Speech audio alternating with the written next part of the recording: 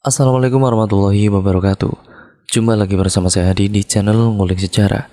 Pada video kali ini saya akan kembali lagi membacakan suatu kisah misteri nih, yang kali ini berjudul Bridesmaid yang ke-13.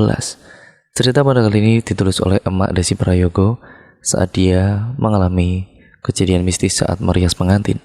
Nah, bagaimana ceritanya? Yuk langsung saja kita menuju ke ceritanya.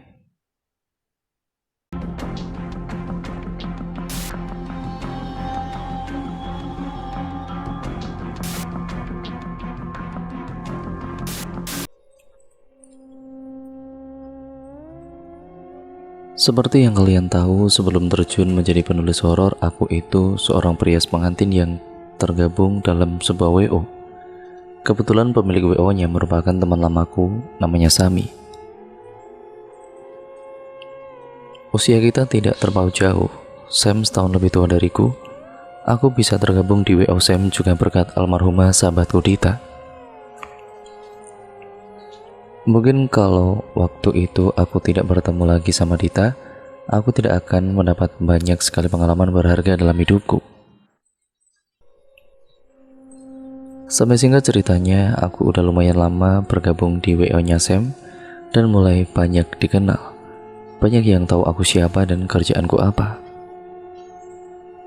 Sampai aku mendapat satu kehormatan, diminta untuk merias salah satu sahabat gerejanya Sam yang biasa aku sapa Cici Abi. Nama aslinya adalah Abigail. Sebagai seseorang yang sudah diberikan kepercayaan, kita harus profesional dan konsisten tentunya. Meskipun dada sedari kemarin udah insecure duluan, ya tapi harus yakin dan juga optimis. Ibarat kata, rezeki jangan sampai ditolak. Mungkin kalau perias pengantin klien lainnya aku masih bisa mengatur rasa deg-degan ini. Lah kali ini aku yang handle adalah sahabat Sam sendiri. Untungnya Cici itu baik banget. Aku pernah sesekali ataupun sekali bertemu sama Cici dan beliau menurutku perfect dan perfect itu. Dalam hal kondisi kulit wajah Cici yang tidak segeradak wajahku. Selain itu, Cici orangnya baik, humble, dan murah senyum. Masya Allah.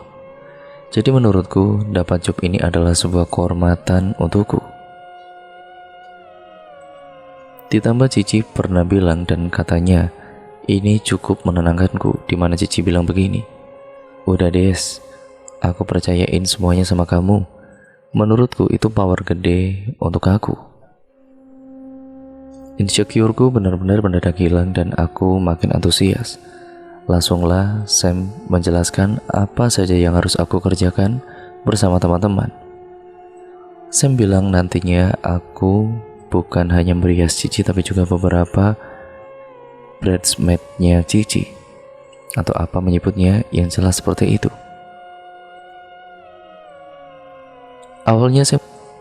Awalnya Sam tidak menyebutkan berapa jumlah bridesmaid-nya si Cici. Sam juga bilang, kita sudah disediakan ruangan khusus untuk kerja kita selama merias Cici. Maklum, aku kalau kerja harus totalitas soalnya. Terus tanpa disangka-sangka maminya Cici juga minta dirias sama aku. Makin antusias dan tidak sabar buat kerja akunya.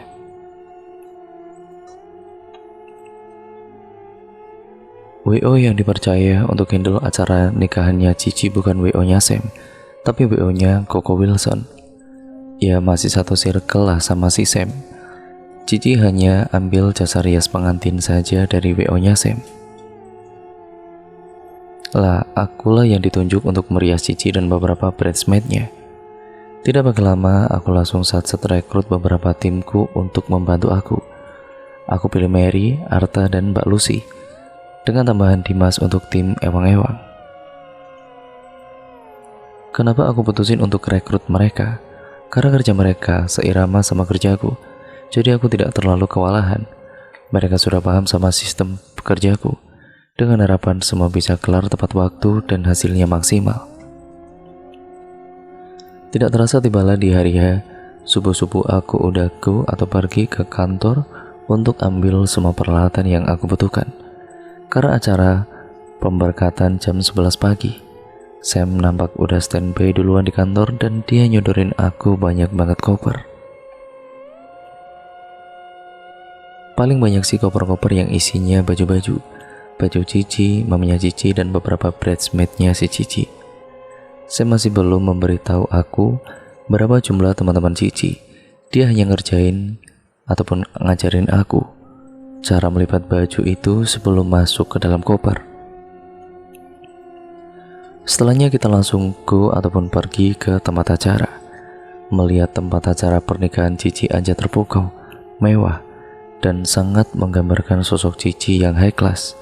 Mewahnya itu santun tidak over. Kalian bayangin sendiri deh bagaimana meriahnya. Kita langsung diarahkan ke ruangan kita dan saat itu masih pukul 4 pagi. Ternyata ruangan kita gede parah. Kalau digambarin itu 4 kali ruanganku, tapi kayaknya bisa lebih deh saking gedenya. Kita masih terus satset nata dan tidak berselang lama Cici sama maminya datang. Kita disitu mutusin untuk merias Cici terlebih dahulu biar maksimal. Dilanjut maminya Cici dan terakhir para bridesmaidnya si Cici ini. Sedikit informasi, setiap bridesmaid itu kita kasih semacam card yang ada nama panggilan mereka masing-masing supaya kita mudah pasangin sama baju dan sepatu yang sudah dipersiapkan. Pas aku jambreng ternyata baju bridesmaidnya ada 15 pasang. Setiap hanger ada namanya masing-masing, hanya saja ada 3 hanger yang tidak ada namanya. Aku langsung berspekulasi, oh bridesmaidnya ada 12 orang dan yang 3 ini untuk jaga-jaga. Siapa tahu ada yang mau tukar karena kekecilan atau kebesaran. Ada option nih, seperti itu. Benar-benar tidak ada netting yang kemana-mana. Ya udahlah, kita pun mulai bekerja. Cici dan maminya kelar tepat waktu. Kini saat merias ke 12 orang sahabatnya Cici secara bergantian. Untuk meminimalisir waktu, aku putuskan untuk pecah menjadi 2 grup. Aku sama Mary dan Arta sama Mbak Lucy. Masing-masing grup handle 6 orang. Jelas tujuannya biar cepat kelar. Untungnya teman-teman Cici tidak keberatan dan yaps, aku ataupun kita kerja kembali dengan maksimal. Alhamdulillah semua selesai benar-benar sesuai perkiraan kita berempat. Setelah semuanya selesai, orang-orang langsung berjalan menuju ke ruangan Cici mengucapkan janji sekali seumur hidup bersama pasangannya. Karena aku tipe orang yang tidak bisa membiarkan ruangan kotor dan aku harus go atau pergi kembali. Jadi aku putuskan untuk membersihkan ruangan tempat kita kerja. Sedangkan ketiga teman cewekku, aku minta ikut sama orang-orang. Siapa tahu make up mereka perlu ditambah atau bagaimana. Langsung bisa dihandle, tidak perlu cari-cari. Aku kemudian bersihkan ruangan itu seorang diri. Kini kondisiku sudah seorang diri di dalam ruangan sebesar ini. Aku mulai tata sedikit demi sedikit alat-alatku yang berserakan. Lalu pas lagi asik berbersih ataupun bersih-bersih, ada yang mengetuk pintu ruanganku. Spontan aku langsung melihat ke arah pintu itu dan ternyata di situ berdiri seorang perempuan cantik sekali. Dia pakai baju tidur dress selutut dan ada outernya. Warna bajunya putih satin. Cuma anehnya kakak ini tidak pakai alas kaki. Aku langsung tanya, cari siapa kak? Kakak ini minta izin untuk masuk dan aku persilakan. Pas kakak ini masuk, kakak ini sambil nyodorin sebuah kart ke aku, di mana kart ini merupakan kart yang harusnya didapatkan sama para bridesmaidnya si Cici. Di situ tertulis nama Sylvia. Aku tanya, bridesmaidnya Cici Abigail ya? Kakak ini menjawab dengan anggukan kepala sambil tersenyum. Aku bingung, soalnya kan nama kakak ini gak ada di salah satu sisa hanger yang aku jambreng itu. 3 baju itu sama sekali tidak tertulis nama si kakak Sylvia ini. Dalam hati aku ngebatin, kok bisa sih Sam seceroboh ini? Pandanganku mengamati ke arah 3 baju sisa bridesmaidnya Mbak Cici. Aku baru tersadar kalau ada satu baju yang sepertinya didesain khusus, sebab ada tambahan bros kupu-kupu di dada bagian kiri. Warna brosnya kombinasi peach dan baby pink, senada sama warna dressnya, yang sedangkan dress yang lainnya tidak ada. Entah kenapa saat aku pandangi dress itu, kok kayak cocok kalau dipakai sama Kak Sylvia ini ya. Belum sempat aku nawarin dress ini ke si kakak Sylvia minta sendiri untuk pakai dress itu. Ya, aku lantas nggak keberatan karena itu haknya bridesmaidnya Mbak Cici. Berhubung waktunya udah mepet banget, aku langsung cus ngerias kakak ini. Saat aku kenakan dress itu ke tubuh Kak Sylvia, kok pas, bahkan cocok pakai banget. Dress itu benar-benar kayak hidup saat dipakai sama Kak Sylvie. Tapi ada keanehan saat aku ngerias Kak Sylvie ini. Kulit Kak Sylvie itu kering banget dan bahkan kerontang parah. Aku akali gimana caranya biar complexion yang nantinya aku pakaikan ke wajah kakak ini, ya, aman dan awet. Alhamdulillah semuanya bisa diakali dengan baik. Dan suatu kebetulan ya, aku bawa satu fondi yang mana teksturnya cocok buat kulit Kak Sylvie. Apalagi aku bawanya cuma satu dan shade-nya pas sama kulit Kak Sylvie. Aneh tapi nyata, semacam kebetulan yang sangat kebetulan sekali. Terus keanehan lainnya adalah pas aku bikin alis dan eyeshadow, aku mencium, mohon maaf, ada aroma amis atau anjir darah keluar dari mulut Kak Sylvie. Padahal mulut Kak Sylvie itu tidak mengoh sama sekali. Tapi aromanya kuat banget. Aku yang pakai masker sesuai standar aja nembus. Jadi pas sebelum Kak Sylvie ninggalin ruangan, aku kasih Kak Sylvie untuk satu permen, dengan harapan bisa menutupi aroma bau mulutnya. Yang namanya manusia pasti punya ciri khas bau mulut masing-masing. Biar Kak Sylvie tidak dikucilin sama orang-orang gara-gara bau mulutnya. Dengan begitu, dan ya tentunya dengan begitu lembut, Kak Sylvie terima permenku sambil bilang terima kasih. Aku bilang sama Kak Sylvie kalau gak bisa antar dia ke depan dan jelasin kalau butuh apa-apa, di sana ada ketiga temanku. Secara ya kerjaanku kembali ekstra nih habis ngerias Kak Sylvie. Kak Sylvie pun kemudian berlalu dan aku pun balik berberes. Tidak lama kemudian HP ku berbunyi. Ternyata Sam telepon. Belum sempat aku tanya ada apa Sam, dianya keburu nyerocos duluan sambil bilang, "Das, baju yang 3 itu kamu lipat lagi dan masukkan ke kopernya masing-masing. Masih ingat kan cara lipatnya?" Ya, aku jawab, "Bukan 3 Sam tapi 2. Sam jawab, "Loh, kok bisa sisa 2 Des? Kan total bridesmaidnya semua 12 orang. Dan aku habis hubungi Arta, katanya semua orang sudah sesuai bajunya masing-masing. Gak ada yang ketukar-tukar." Dengar itu kan aku bingung banget. Aku tanyain lagi ke Sam dan dia jelaskan. Sebenarnya bridesmaidnya ada 15 orang Des, tapi yang 3 gak bisa datang. Dan Abi baru kabarin aku semalam. Makanya nama 3 orang ini aku lepas dari hanger. Cuma tetap aku bawakan untuk jaga-jaga. Aku di situ tidak mau kalah dan aku jelasin lah apa adanya ke Sam. Sam bilang, "Kamu sekarang cari perempuan itu, pastikan itu bridesmaidnya Abi apa gimana?" Abi nggak mungkin salah kasih info ke aku. Ditambah card yang aku share itu juga nggak ada yang namanya Sylvia. Ya mungkin dia awalnya kan nggak bisa datang Sam, tapi kan ini sahabatnya Monica. Jadi dia sempat-sempatin untuk datang meskipun sibuk. Makanya dia sampai datang paling akhir. Aku masih berpikir positif tinggi. Sampai nada bicara Sam sedikit naik, barulah di situ aku sadar kalau ada sesuatu yang tidak beres. Baru saja terjadi. Buru-buru aku cari itu kakak Sylvia. Aku masuklah ke ruangan tempat Cici menikah dan aku lihat banyak banget bridesmaidnya Cici sedang duduk. Aku beranikan diri untuk bertanya, "Kakak-kakak di sini ada yang lihat Kak Sylvia?"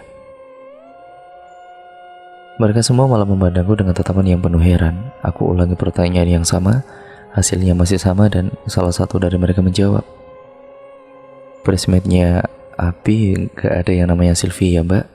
Bridesmaidnya hanya kita berdua saja. Mendengar itu aku jadi bingung dong. Pikiran aku gak karuan. Aku minta tolong sama salah satu kru Koko Wilson biar bisa kasih akses aku untuk satu persatu ruangan yang ada di lantai itu. Ternyata tidak semua ruangan bisa aku cek, hanya beberapa yang tidak terkunci. Tapi pas aku cek gak ada itu kakak si Sylvia ini.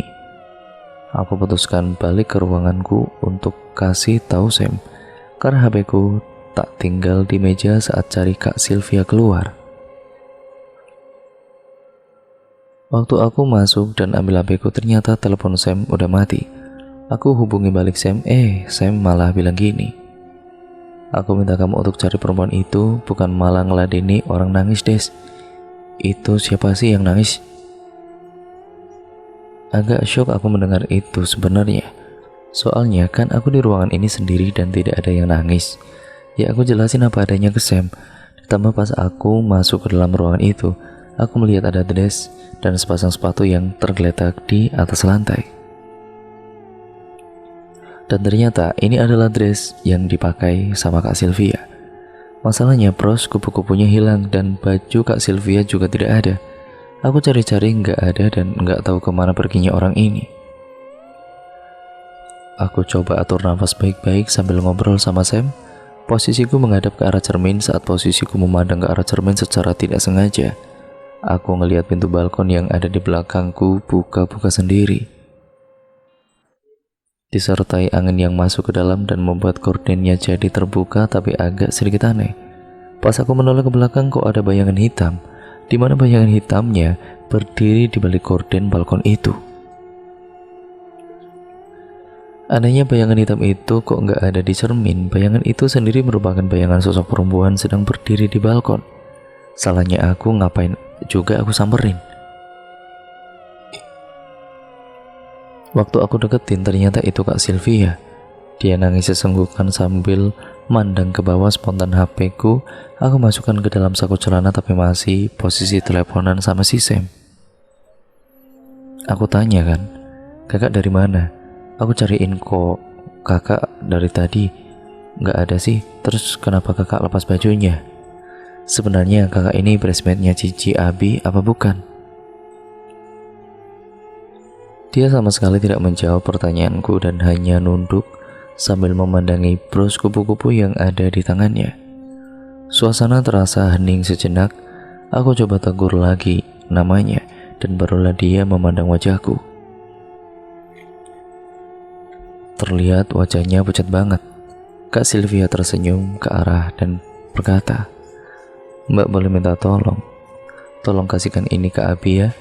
Seraya nyodorin bros kupu-kupu yang sedari tadi dia pandangi. Tidak tahu kenapa saat aku lihat bros ini, kok serasa ada ketenangan.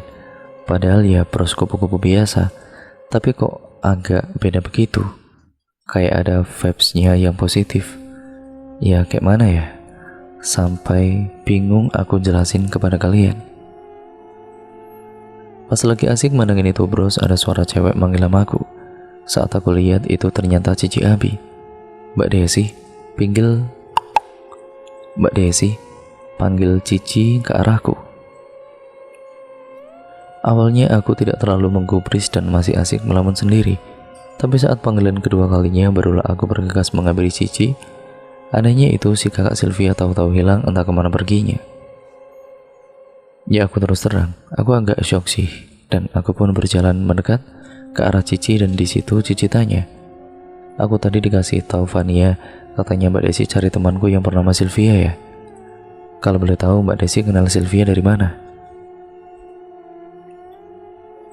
Di situ nggak pakai lama aku jelasin semua kronologinya sama Cici. Selesai cerita, aku kasihlah bros itu kepada Cici dan tahu-tahu Cici nangis. Nangisnya benar-benar kencang banget, kayak tangisan orang yang sedang kehilangan gitu. Mungkin saking kerasnya suara tangisan Cici, semua orang berdatangan dan pada bertanya-tanya. Aku pun kembali menjelaskan, tapi ekspresi orang-orang kayak mandang aku aneh. Agak bingung aku di situ. Kita semua tenangin Cici, dan setelah Cici sedikit tenang, Cici bilang makasih sama aku karena sudah buat Kak Silvi temannya menjadi cantik. Cuma ada satu perkataan Cici yang buat orang jadi mikir. Cici bilang gini, Silvi di rumah bapak sekarang sudah cantik. Dia benar-benar menepati janjinya. Apa? Maksudnya rumah bapak ini siapa? Barulah Cici bercerita kalau sebenarnya Kak Sylvia ini sudah meninggal beberapa hari sebelum Cici menikah. Dengar itu berasa kayak antara percaya dan gak percaya. Kak Sylvia meninggal karena kejadian kecelakaan bersama kedua temannya yang lain. 3 orang ini mengalami kejadian itu sepulang dari menghadiri pesta bridal shower-nya Cici. Ya, naasnya mereka mengalami kecelakaan. 2 dari mereka masih bisa diselamatkan dan buru-buru dilarikan ke rumah sakit. Sedangkan Kak Sylvia mengalami luka paling parah dan meninggal dunia di tempat. Padahal kurang beberapa hari lagi Cici menikah, dan di situ kondisi Cici langsung drop. Padahal Cici sudah didesainkan ataupun sudah desainkan khusus baju bridesmaid untuk Kak Sylvie. Tapi Tuhan berkata lain atau berkehendak lain, di mana baju itu didesain khusus dengan ditambahkan bros kupu-kupu. Soalnya Kak Sylvia suka banget sama kupu-kupu. Persahabatan mereka sudah terjalin lumayan lama dan bahkan sejak kecil, tapi harus terpisahkan karena maut. Waktu itu Kak Sylvia pernah berjanji kepada Cici sebelum dia pamit pulang dan mengalami kejadian naas tersebut.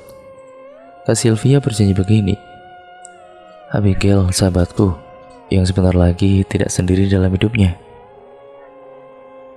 Aku janji sama kamu, aku akan datang di hari pernikahan kamu. Aku akan menjadi saksi paling depan saat kamu dan suami mengucap janji suci. Aku akan di sebelahmu, menemanimu tukar cincin dengan suamimu itu. Aku akan luangkan waktu untuk datang, jadi kamu gak usah khawatir ya. Sesibuk apapun aku pasti datang. Yups, Kak Sylvia menepati janjinya, tapi dalam wujud yang tidak kasat mata.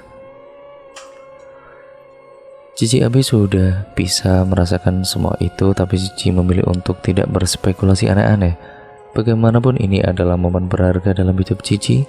Cici juga tidak sampai berpikir kalau Kak Sylvie datang dengan wujud yang berbeda. Tapi bros ini menjadi saksi bisu bahwa Kak Sylvia benar-benar menepati janji yang pernah diucapkan di hadapan sahabat kecilnya itu. Lagi dan lagi tangis Cici pecah di situ. Aku bisa merasakan betapa pahitnya kenyataan yang harus Cici hadapi. Kehilangan sahabat yang sudah seperti saudara sendiri itu benar-benar sakit sekali. Berjuang bareng, suka duka bersama, dan apa-apa selalu benar-benar sharing. Memori kebersamaan mereka itu kuat banget. Tapi ternyata Tuhan punya rencana lain untuk membuat persahabatan mereka bisa terlihat lebih solid lagi. Dan cerita pun akhirnya selesai sampai di sini ya teman-teman. Begitulah merupakan pengalaman dari Emak Desi Prayogo dengan rias pengantinnya. Nah, menurut kalian bagaimana nih ceritanya? Benar-benar seram kan? Kalau aku jadi emak sih ngerias-ngerias gitu, terus yang dirias arwah sih aku udah kabur duluan. Nah, untuk kalian yang punya cerita horor, pengalaman horor, entah kalian sendiri yang mengalami, teman kalian, atau siapapun itu, kalian bisa ceritakan dan kirim ke email kami ya teman-teman, yang nantinya akan saya bacakan di sini. Sekian, terima kasih, kurang lebihnya mohon maaf. Sampai berjumpa di video terbaru selanjutnya dari channel Ngulik Sejarah. Wassalamualaikum warahmatullahi wabarakatuh.